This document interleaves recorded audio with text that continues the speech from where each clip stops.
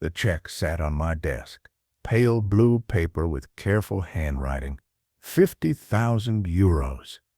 Made out to Valencia Sterling Events. My pen hovered above the signature line. You sure about this, Rick? I'd asked myself that morning, standing in my study, surrounded by 30 years of construction company memories.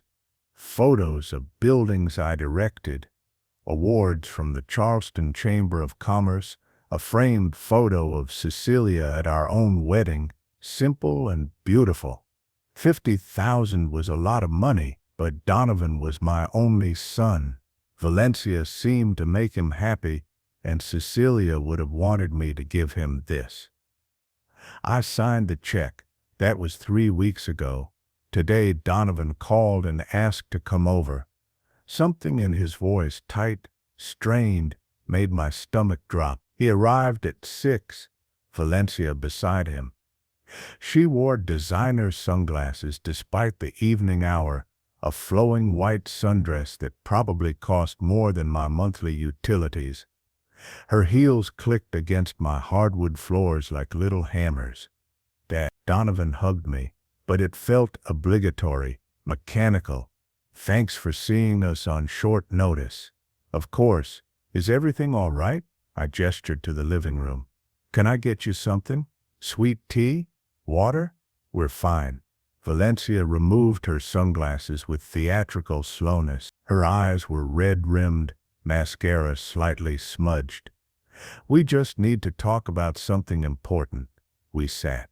Donovan on the sofa beside Valencia, me in Cecilia's old armchair.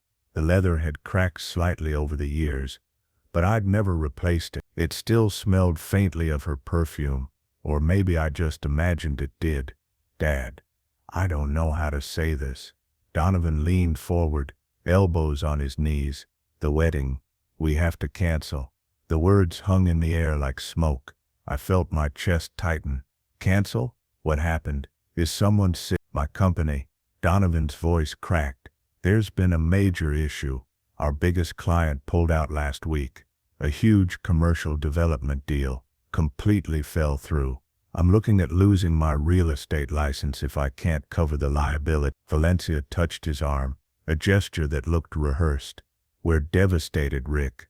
This wedding was our dream, but Donovan could lose everything he's worked for.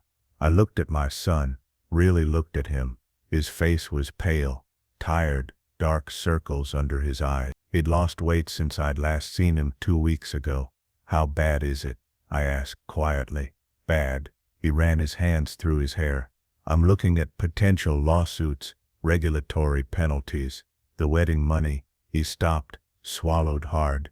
Dad, I need to ask you for the 50,000 back. I know you already wrote the check. I know Valencia's already put deposits down, but I need that money to save my career. My disappointment felt physical, like someone had placed a stone on my chest. But this was my son. If he was in trouble, the wedding didn't matter. Of course, family comes first. Always. Valencia burst into tears, not quiet tears, loud gasping sobs that seemed to fill the entire room.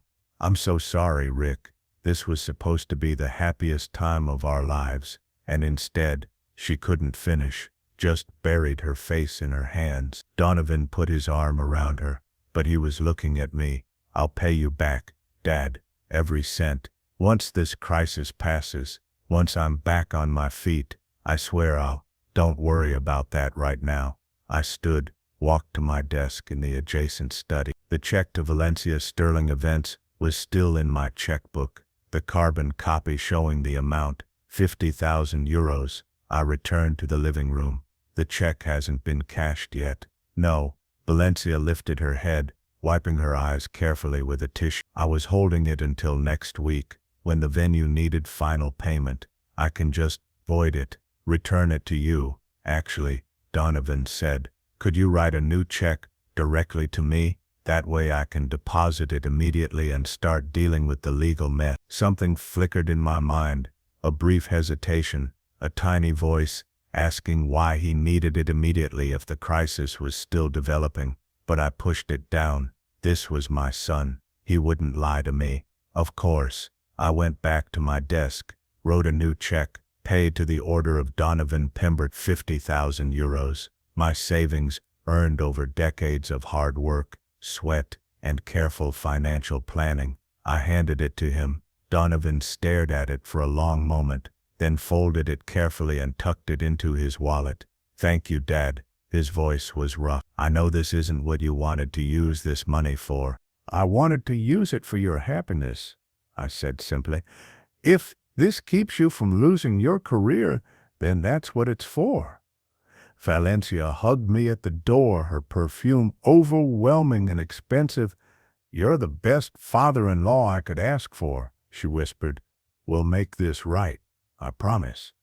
They left in Valencia's Mercedes, white, pristine, probably 70,000 euros worth of car. I watched them drive away down my quiet Charleston street, past the live oaks draped in Spanish moss, disappearing into the evening. Back inside, the house felt too empty. I sat in Cecilia's chair and looked at the photo on the mantel. Our wedding day 38 years ago.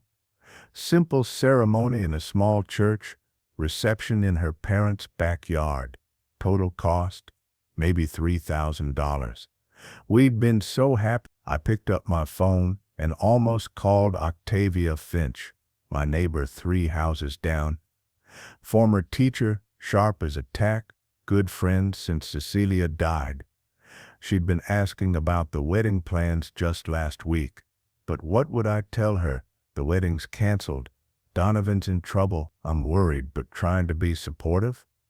I set the phone down and went to bed early, lying in the dark, staring at the ceiling fan rotating slowly overhead. Something felt wrong. I couldn't name it, couldn't identify it. Just a feeling, small and persistent, like a pebble in my shoe. I told myself I was being paranoid. Donovan was my son. He wouldn't lie to me about something this serious. I believed it completely. For 3 more days I believed it. Friday afternoon, I was in my garage, organizing tools, when Octavia knocked on the door frame. She held her phone in one hand, her expression strange, concerned, confused, maybe angry. "Rick, I need to show you something." I set down the wrench I'd been cleaning. "What's wrong?" She walked into the garage, held out her phone. "My niece is friends with someone who follows Valencia on Instagram. This was posted last night. The screen showed a wedding, not just any wedding, a spectacular one. Kiowa Island Resort, oceanfront ceremony, string quartet, elaborate flower arrangements, ice sculptures, champagne towers." The caption read, "Dream wedding for my favorite client. When budget is no object and vision is everything. It's wedding planner, luxury events, Kiowa Island, Charleston weddings." Valencia was in every photo, directing staff, adjusting decorations, posing with the bride, professional, polished, in her element. The post was time-stamped 11:47 p.m., Thursday night. "Yesterday. I don't understand," I said slowly. "She canceled her own wedding 4 days ago. Look at the other photos." Octavia swiped through the carousel. More images. The reception, the first dance, fireworks, over the ocean. Then one photo that made my blood run cold. The invoice, visible in the background of one shot, partially obscured but readable. Final payment, $50,000, paid in full. My 50,000 euros, not for Donovan's legal crisis, for Valencia's business, for another couple's wedding. "Rick?" Octavia's voice came from far away. "Are you all right?" I wasn't. My hands had gone numb. The garage tilted slightly, then righted itself. "Can you send me that?" My voice came out flat, empty. "The screenshot." "Of course." She tapped her phone. Mine buzzed in my pocket.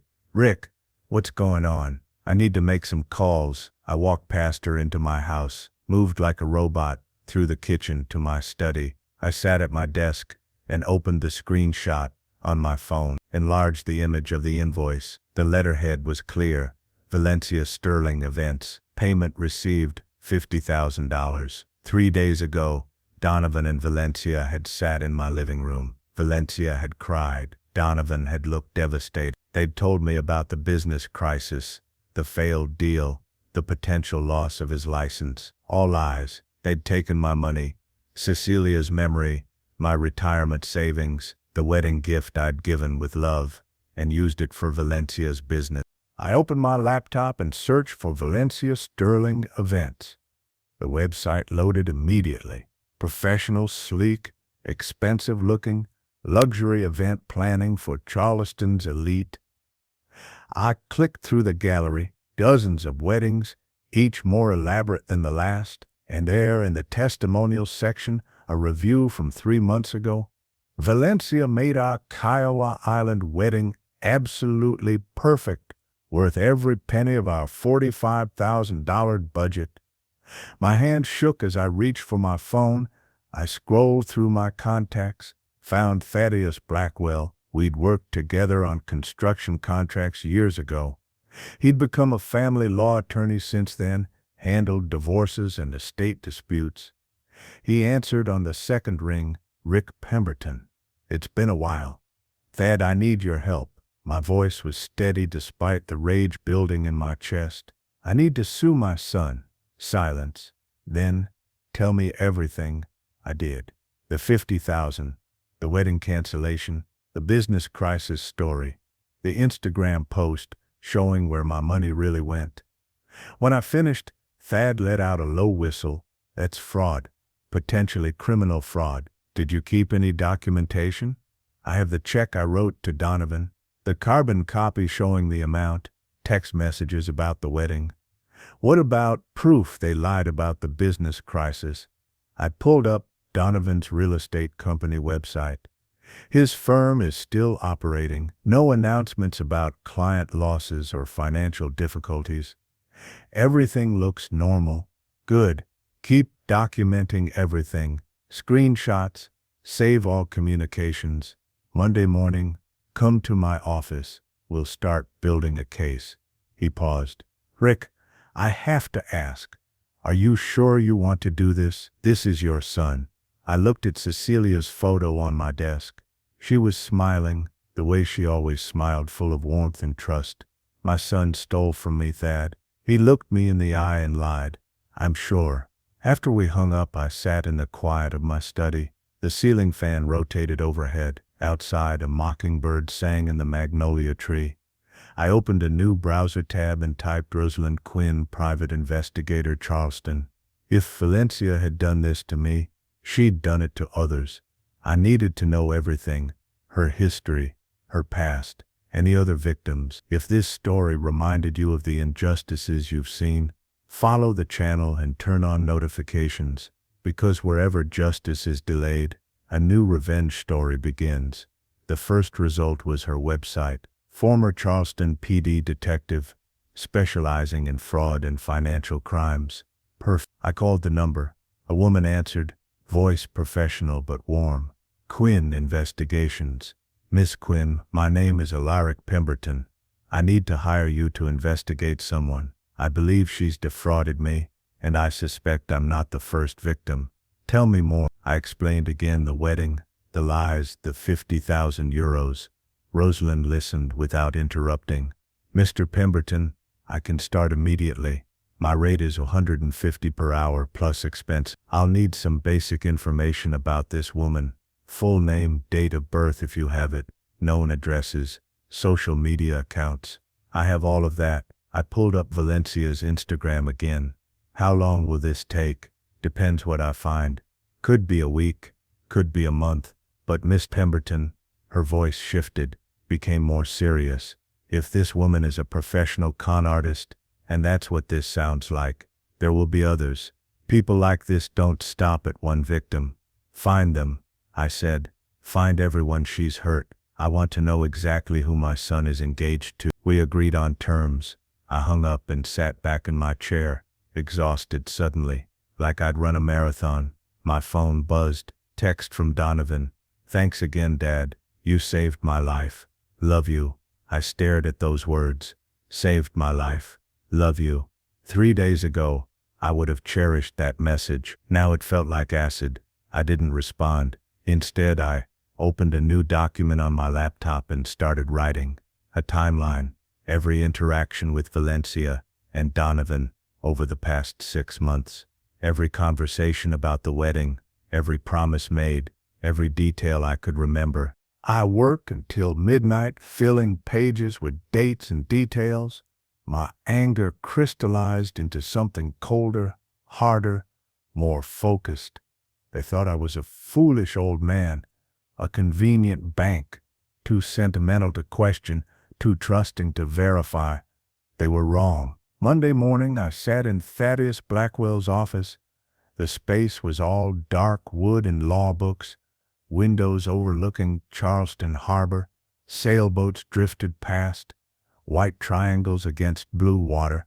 Thad reviewed the documents I'd brought, the check to Donovan, the Instagram screenshots, the text messages, my handwritten timeline. "This is solid," he said, making notes on a yellow legal pad. "The check alone proves you gave him money under false pretenses. The Instagram post shows where it actually went. That's textbook fraud. What are my options? Civil lawsuit for fraud and return of funds.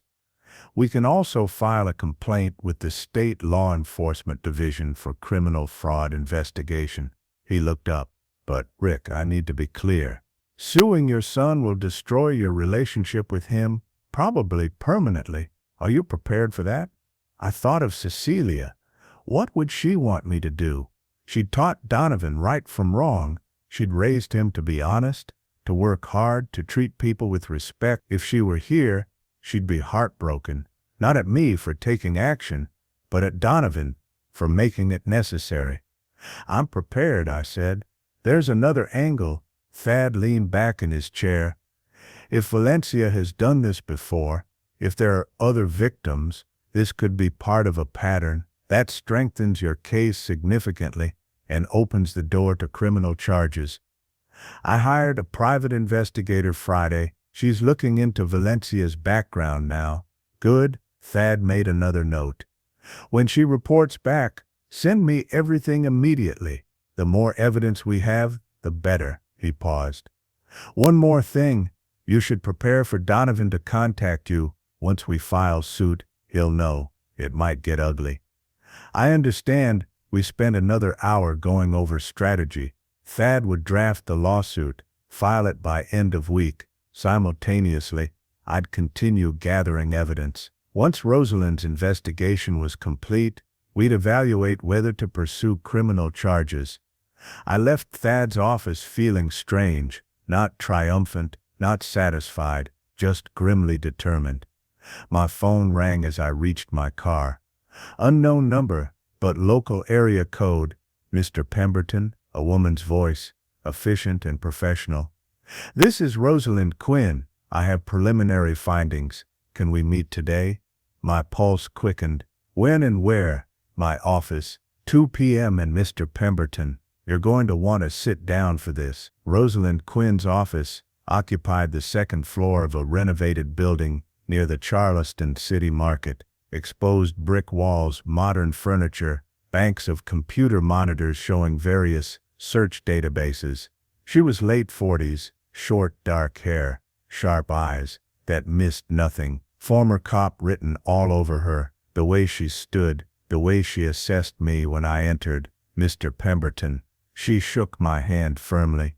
"Please, sit." I sat. She pulled up a file on her computer, turned the monitor so I could see. "Valencia Sterling isn't her real name," Rosalind said without preamble. "She was born Valentina Escalante in Savannah, Georgia.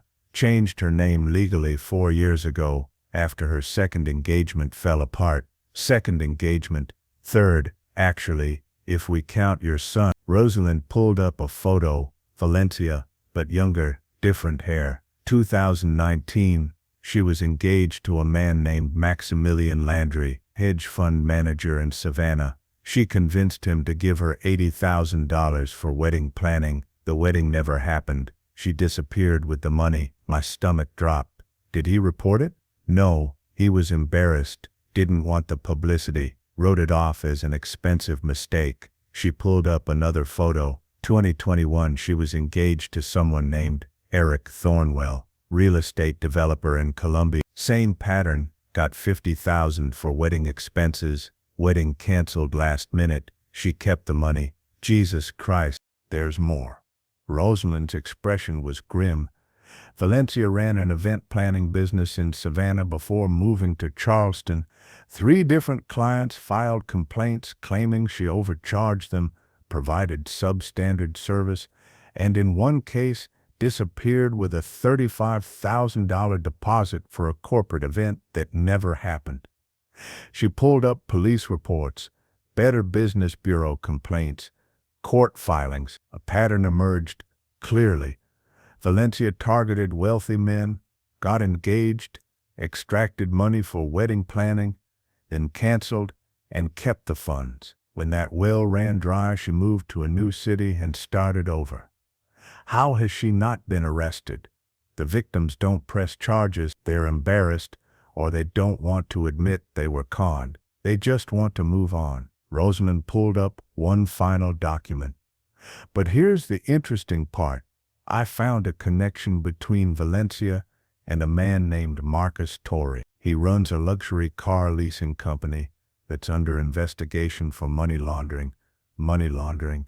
Possibly. The investigation is ongoing, but Valencia's name appears in some financial records associated with his business. I can't prove she's directly involved, but the connection exists. I sat back, processing everything. My son was engaged to a professional con artist who'd targeted at least 3 other men, possibly committed fraud against multiple clients, and might be connected to money laundering. Mr. Pemberton, Rosalind was watching me carefully.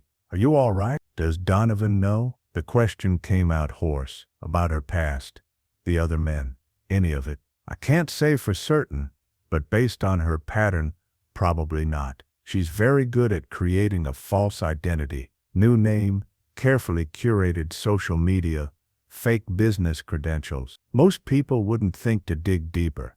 So my son might be a victim too. Possibly, or he's complicit. I need more time to determine which.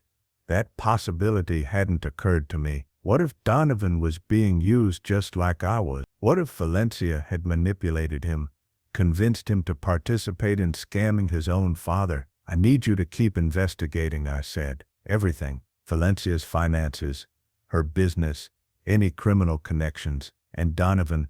I need to know if he's a willing participant or another victim. That will take time and money. I don't care what it costs. I need the truth. Rosalind nodded. I'll have a full report within 2 weeks. In the meantime, do not contact Donovan or Valencia. Don't let them know you're investigating. If Valencia suspects anything, she'll disappear. These people always do. I drove home through Charleston's historic streets, past Rainbow Rose, pastel houses, and the Battery's antebellum mansions. Tourists walked the sidewalks, taking photos, enjoying the beauty of the city. Everything looked normal. Everything looked fine. But underneath, rotten corruption and lies. Back home, I found Octavia on my porch, watering my plants. She did that sometimes, looked after things when I was out. You look terrible, she said, setting down the watering can. What happened? I told her everything. The investigators report, Valencia's real name, the 3 previous engagements, the money laundering connection. Octavia's face went pale. Rick, this woman is dangerous. If she's connected to money laundering, I know. I sat heavily on the porch step. I don't know if Donovan's involved or if he's being used. But either way, I have to stop this. What are you going to do? File the lawsuit. Expose her. Get my money back. I looked up at Octavia, and maybe save my son in the process. She sat beside me, our shoulders touching. We'd been friends for 15 years, since Cecilia died. She'd brought me casseroles, invited me to dinner, refused to let me become a hermit. You're a good father, Rick, even if Donovan doesn't see it right now. I hope so, but doubt gnawed at me. What if I was wrong? What if there was some explanation I hadn't considered? No, the evidence was clear. Valencia was a con artist, and she'd targeted my family. The question was, would Donovan believe me when the truth came out, or would he choose her over me? Thursday morning, Thaddeus filed the lawsuit. Civil action for fraud, misrepresentation, and return of funds. Case number CV 2025. The court stamped it, assigned a hearing date, August 15th, 3 weeks away. Thad called me with the news. It's done. Process server will deliver it to Donovan at his office tomorrow morning. Once he's served, he'll have 20 days to respond. And Valencia, she's named as a co-defendant since the money was used for her business. She'll be served separately. I hung up and sat in my study, staring at Cecilia's photo. I hope I'm doing the right thing, I said to her image. The photo didn't answer. It never did. Friday at 10:47, my phone exploded with calls. Donovan's name flashing on the screen again and again. I let each one go to voicemail. After the 5th call, he texted, "Dad, what the hell is this? Call me now." I didn't respond. An hour later, Valencia called. I blocked her number immediately. Then Donovan's voicemail started auto-playing. I listened to the first one. "Dad, I just got served with a lawsuit. This is insane. There's been a huge misunderstanding. Call me back. Please, we need to talk about this." The second, "Dad, you're making a terrible mistake." Valencia didn't do anything wrong. That Instagram post, it was from a wedding she planned months ago before we even got engaged. The timing is just a coincidence.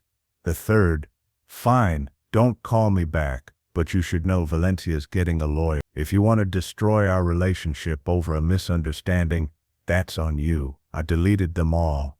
Saturday morning, I received a package via courier, legal letterhead, Bachman and Associates, Valencia's attorney. Inside, a cease and desist letter, formal language threatening defamation suit if I continued spreading false and malicious claims about Ms. Sterling, demanding I withdraw the lawsuit within 48 hours. What would you do at this point? Write it in the comments. Your thoughts are as important as the story itself. I photographed it and emailed it to Thad with a single line, "They're scared." His response came within minutes. "Good. Fear means they know they're caught. Don't respond to them directly. Forward everything to me." That afternoon, Rosalind called. "Mr. Pemberton, I have an update. Can you come to my office Monday morning?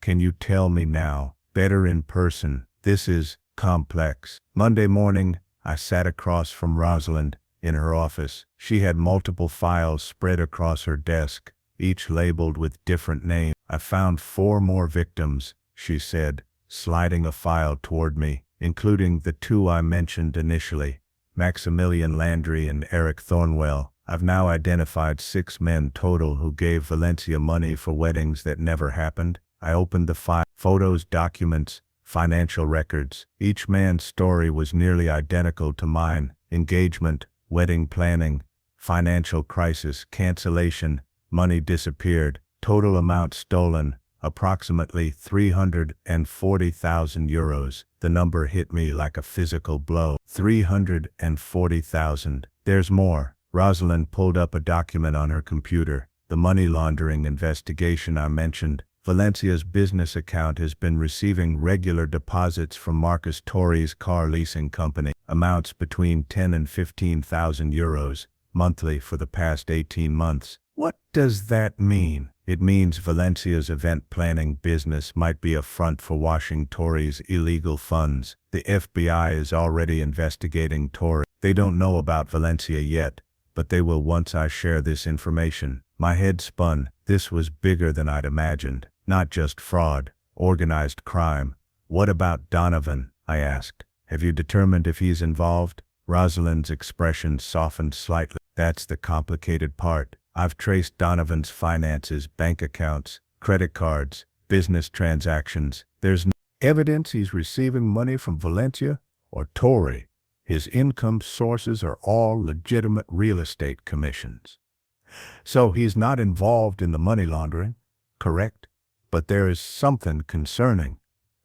She pulled up bank statement. 3 months ago, Donovan deposited 25,000 euros into his personal account. The source is listed as personal loan. No documentation of who provided the loan or repayment terms. You think it came from Valencia? Or from Torre through Valencia? Either way, if Donovan accepted money from a criminal enterprise, even unknowingly, he could face legal consequences. I closed my eyes. My son, foolish, manipulated, possibly an unwitting participant in money laundering. There's one more thing. Rosalind's voice was gentle now. I interviewed Maximilian Landry yesterday, Valencia's first victim. He said something interesting. Valencia specifically targeted men with family wealth. She researched them extensively before making contact, found out about their families, their assets, their vulnerabilities. She researched me almost certainly. She would have known about your construction business, your retirement savings, your late wife, everything she needed to manipulate your emotions and extract money. The calculation of it, the cold, predatory planning made me sick. Miss Pemberton, I recommend we contact the FBI. With 6 victims in the money laundering connection, this becomes a federal case. Valencia could face serious prison time. I thought about that. Prison, my son's fiancée behind bars, the scandal, the publicity, Donovan's humiliation. But then I thought of the other 5 men she'd victimized. The 340,000 euros stolen, the lives disrupted, the trust destroyed. Contact them, I said. Give them everything. I'll make the call today. Rosalind closed her files. But Miss Pemberton, you should prepare yourself. Once the FBI gets involved, this will become very public. Your son will likely be questioned. His business might be scrutinized. Even if he's innocent, the association will damage him. He made his choices. He can live with the consequences, but saying it didn't make it feel less painful. Wednesday evening, 2 FBI agents appeared at my door. Special Agents Morrison and Chen, both in dark suits, both carrying badges and serious expressions. Miss Pemberton, we'd like to ask you some questions about Valencia Sterling, also known as Valentina Escalante. I invited them in, offered coffee. They declined. We sat in my living room, their presence making my house feel smaller, more exposed. Agent Morrison did most of the talking. We've been investigating a money laundering operation involving Marcus Torre. Your private investigator, Miss Quinn, provided information connecting Miss Sterling to that operation. We need you to tell us everything about your interactions with her. I told the engagement, the 50,000 euros, the canceled wedding, the Instagram post. I showed them my documentation checks, text messages, screenshots. Agent Chen took notes rapidly. Mr. Pemberton, did Miss Sterling ever mention Marcus Torre or his business? No. I never heard that name until Rosalind found the connection. What about your son? Did Donovan ever mention Torre? Not to me. They exchanged glances. Agent Morrison leaned forward. Mr. Pemberton, we need to be transparent with you. Your son received 25,000 euros from an account linked to the money laundering investigation. We don't yet know if he was aware of the source, but we'll need to question him. My stomach dropped. He's not a criminal. We're not suggesting he is, but we need to determine what he knew and when he knew it. Agent Morrison's tone was professional but not unkind. We'll be interviewing Miss Sterling tomorrow. If she implicates your son in any way, she'll lie. I interrupted. She'll say whatever protects herself. Possible. That's why we need evidence, not just testimony. Agent Chen pulled out a business card. If you remember anything else, any detail about Miss Sterling's activities or your son's involvement, call me immediately. After they left, I sat in the dark for a long time. The house creaked and settled around me. Somewhere down the street, a dog barked. Normal neighborhood sounds, but everything felt wrong. My phone buzzed. Text from Thad. FBI contacted me. They're moving fast. This is good for your case, but complicated for Donovan. We need to talk tomorrow. I didn't respond. I was too tired, too overwhelmed by the machinery I'd set in motion. Had I done the right thing, or had I destroyed my son to punish his fiancée? I didn't know anymore. Subscribe and stay tuned so you don't miss any true revenge stories. Sometimes, even silence is the strongest form of revenge. Friday morning, the news broke, local news first, then picked up by regional outlets. Charleston event planner arrested in federal fraud investigation. Valencia's mugshot appeared on every channel. No designer sunglasses now, no flowing dresses, just orange jail scrubs and a number plate. The article detailed the charges: wire fraud, money laundering conspiracy, multiple counts of theft by deception, bail set at $500,000. My phone rang constantly. Neighbors, old business associates, people I hadn't spoken to in years. I ignored them all except one, Donovan. His call came at 10:30 a.m. I debated letting it go to voicemail, then answered. Dad. His voice was destroyed. Hoarse, broken, barely recognizable. Valencia's been arrested. I know. Silence. Then, the FBI questioned me yesterday. For 3 hours. They think I'm involved in money laundering. Are you? What? No? Jesus, Dad. No. I didn't know anything about. He stopped, and I heard him take a shaking breath. The $25,000 she gave me last spring, she said it was a loan from her business profits. I didn't know it came from wherever it came from. Did you pay taxes on it? More silence. No. She said it was a private loan. I didn't think. You didn't think, I repeated. You didn't think to verify where the money came from. You didn't think to question why your fiancé had 25,000 euros in cash to lend you. You just took it. I was struggling. The real estate market was slow. I had bills.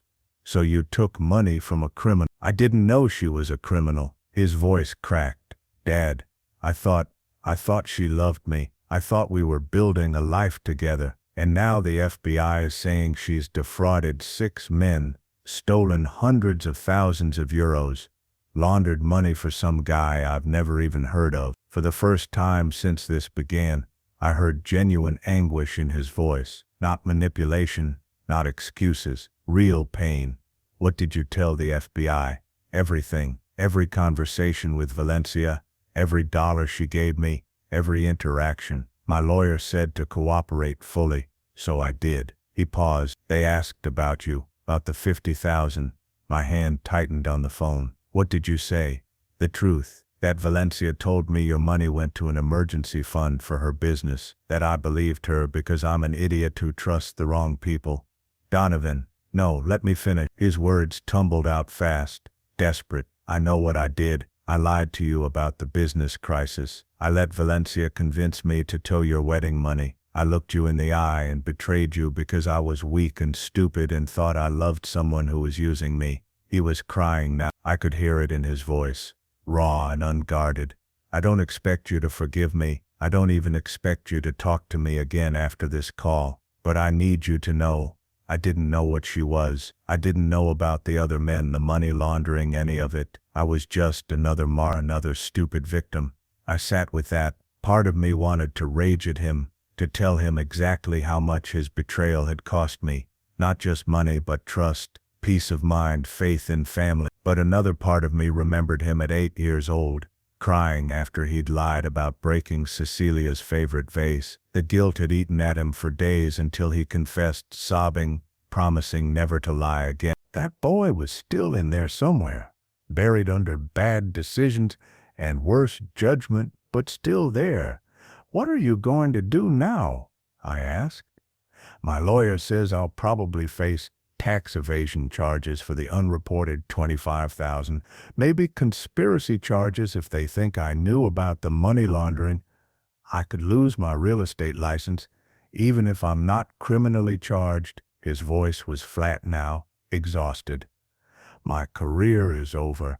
My engagement is over. My relationship with you is over. I've lost everything. You haven't lost everything, I said quietly. You've lost things you should never have had in the first place. What does that mean? It means Valencia gave you dirty money. The engagement was built on lies, and our relationship, I stopped, choosing my words carefully. Our relationship was damaged the moment you decided to steal from me, but damage isn't the same as destroyed. Dad, I need time, Donovan. I need time to process this, to figure out if I can trust you again. And you need time to fix whatever's broken inside you that made this seem acceptable. Will you drop the lawsuit? The question hung between us. I looked at Cecilia's photo on the mantel, imagined what she'd say. No, I said. The lawsuit stands. You owe me 50,000 euros. You'll pay it back every cent with interest. That's non-negotiable. I don't have. Then get a payment plan. Work extra jobs. Sell your car. I don't care how you do it, but you will pay me back, and when you do, maybe we can start rebuilding. He was quiet for so long. I thought he'd hung up. Then okay, I'll pay you back. Whatever it takes. And Donovan, get therapy. Real therapy. Not just court-mandated sessions. Figure out why you let someone like Valencia into your life. I will. His voice was small, broken. Dad, I really am sorry. I know you are, but sorry doesn't fix this. Actions fix this. Show me you're serious about changing, and we'll go from there. After we hung up, I sat holding the phone, feeling something shift in my chest. Not forgiveness, not yet, but maybe the beginning of a path toward it. Valencia's trial was set for November. In the meantime, her assets were frozen. Bank accounts, her Mercedes, even her Instagram account seized as evidence. The other victims came forward one by one. Maximilian Landry, Eric Thornwell, 4 others, whose names I'd never heard. We formed an unlikely group, connected by our shared experience of being manipulated by the same woman. Thad represented me in settlement negotiations. Valencia's lawyer tried to negotiate partial repayment, reduced charges, anything to avoid trial. Absolutely not, I told Thad. She goes to trial. She faces every charge. No deals. The other victims agreed. We wanted justice, not compromise. In July, the prosecutor offered me a victim impact statement opportunity, a chance to address the court directly about how Valencia's actions had affected me. I spent a week writing it, not with anger, but with cold precision. The facts of what she'd done, the betrayal, the ripple effects on my family, Cecilia's memory weaponized, my son corrupted, my trust destroyed. I read it aloud in my empty house, practicing until my voice didn't shake. August brought Donovan's sentencing for tax evasion. Suspended sentence, 3 years probation, 40,000 euros in fines, and back taxes. His real estate license was suspended for 2 years. He called me after the hearing. I'm getting a job in construction, starting at the bottom, just like you did. That's good, I said. Honest work. Will you? He stopped. Never mind. What? Will you consider hiring me? I know I don't deserve it, but I need to learn from someone I trust. And there's no one I trust more than you. I almost said no, almost told him he'd burned that bridge permanent. But Cecilia's voice whispered in my memory, everyone deserves a second chance, Rick, even when they don't deserve it. Maybe, I said, but not yet. Fix your legal problems first. Pay me back first.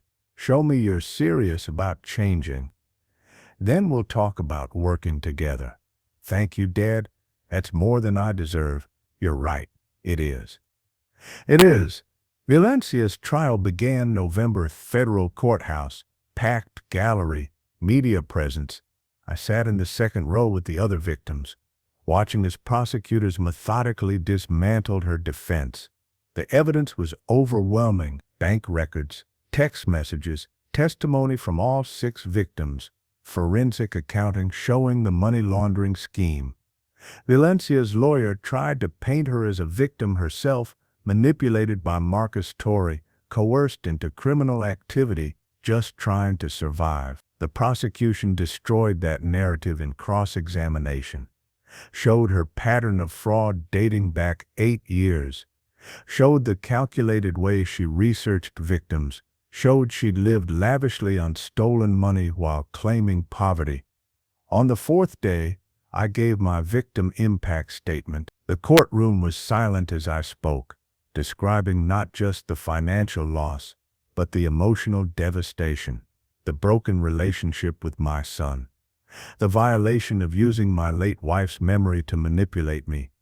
Valencia stared at the defense table the entire time, never looked at me once. The jury deliberated for 6 hours.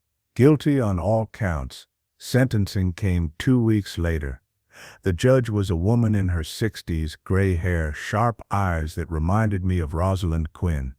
She reviewed the case file, looked at Valencia directly, and spoke with quiet intensity. Excelente, you ran a sophisticated criminal operation, targeting vulnerable people during moments of emotional openness. You stole not just money, but trust. You corrupted relationships, destroyed families, and showed no remorse whatsoever. She paused, letting the words settle. This court sentences you to 8 years in federal prison, followed by 5 years supervised release. You will pay full restitution to all victims, 340,000 euros total, plus fines and court costs. You are prohibited from operating any business involving event planning or financial management for the duration of your lifetime. The gavel came down. 8 years. Valencia was led away in handcuffs, finally stripped of her designer clothes and practiced smile. Just an orange jumpsuit and a number. Outside the courthouse, reporters swarmed us. I declined to comment, walked to my car with Thad beside me. You did it, Thad said. Justice was served. Was it? I unlocked my car, stood with my hand on the door. My son's career is ruined. My relationship with him is fractured. I got my money back, but I lost 2 years of my life to anger and legal battles. You also stopped a predator from hurting more people. That matters, Rick. Maybe. I drove home through Charleston's streets, past the historic homes and tourist crowds. Life continued indifferent to courthouse dramas and family betrayals. 500 euros against 50,000 owed. It would take years to repay, but he'd started. That meant something. Christmas approached. I usually spent it alone since Cecilia died, but this year Octavia invited me to her family dinner. You shouldn't be alone. She's not after the year you've had. I'm not good company right now. Nonsense. You're coming. 7 o'clock Christmas Eve. And Rick, Donovan called me, asked if you'd be there. He wants to see you. My chest tightened. I don't know if I'm ready. You don't have to know. Just show up. See what happens. Christmas Eve arrived cold and clear. I drove to Octavia's house, carrying a bottle of wine and churning anxiety. The house was warm, crowded with her extended family, children running around, music playing, the smell of honey ham and sweet potato casserole. And there, in the corner, was Donovan. He'd lost weight. Looked older somehow, despite being only 34. He wore work clothes, jeans, flannel shirt, boots instead of his usual designer suits. Our eyes met across the room. He set down his drink and walked over. Dad! Donovan. Awkward silence. Then thank you for coming. I wasn't sure you would. Octavia insisted. She's good at that. A ghost of a smile. Can we talk? Outside? We stepped onto the back porch. Charleston winter air sharp and clean. Christmas lights twinkling on nearby houses. I made my second payment yesterday, Donovan said. Another 500. I'm working construction now, 60 hours a week. Every spare euro goes to paying you back. That's good. I'm in therapy, twice a week. Dr. Morrison, she's helping me understand why I made such terrible choices. And I'm learning that I spent my whole life trying to prove I was successful without actually doing the work to earn it. Valencia represented shortcuts, easy money, easy status, easy life. I convinced myself I deserved those things without earning them.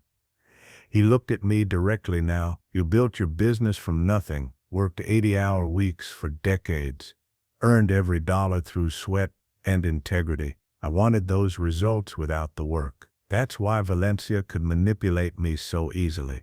I listened, saying nothing. I can't undo what I did, but I can rebuild, slowly, honestly, the way you taught me before I forgot. His voice cracked.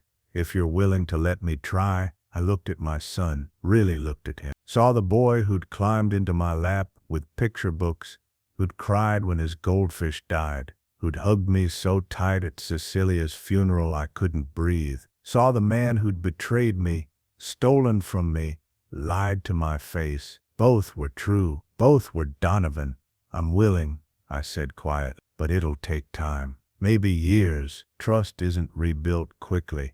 I know. Relief flooded his face. Thank you, Dad. I won't waste this chance.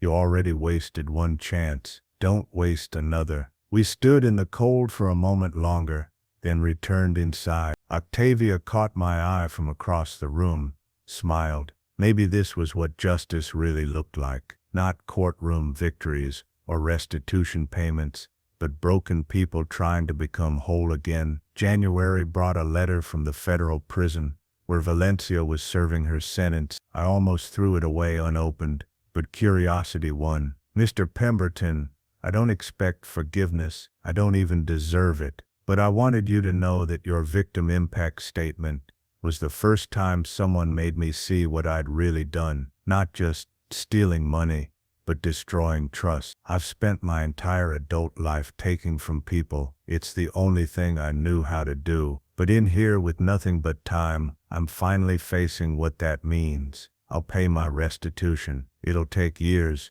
but I'll do it. And when I'm released, I'll spend the rest of my life trying to become someone who gives instead of takes. I'm sorry. I know it doesn't fix anything, but I'm sorry. Valentina. I read it twice, then filed it away. Words were easy. Actions would show if she meant them. February brought spring to Charleston. The azaleas bloomed, painting the city in pink and white. I started taking morning walks again, something I'd stopped during the stress of the trial. One morning, Donovan showed up on my doorstep at 6 a.m., wearing work clothes, holding 2 cups of coffee. I'm heading to a job site, he said. Thought you might want to see what I'm working on. I took the coffee. Where? James Island. Commercial renovation. I'm on the framing crew. We drove together in his beat-up truck. The Mercedes was gone, sold to help pay his fine. The job site was a strip mall being converted to medical offices.